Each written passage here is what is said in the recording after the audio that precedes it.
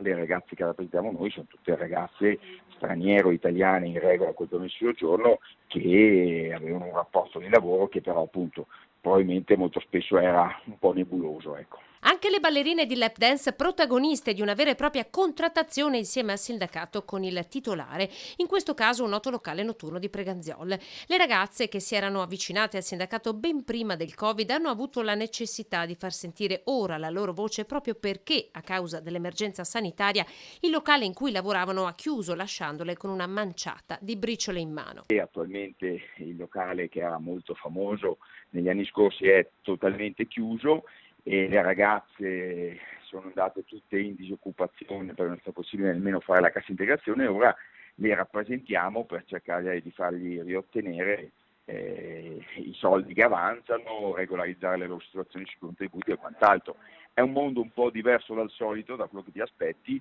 ma sono lavoratrici anche loro. Condizioni contrattuali non sempre trasparenti e contributi previdenziali mai visti. Avevano dei contratti magari non perfettamente in regola, diciamo è un ambiente con varie sfumature di nero e di grigio, diciamo così, per cui in realtà adesso sono coperte dalla NASPI, quindi la disoccupazione perché si sono dimesse per giusta causa e ci auguriamo adesso con una trattativa con l'azienda o se vi sarà un fallimento di fargli recuperare gli stipendi che avanzano e soprattutto i versamenti contributivi perché comunque le ballerine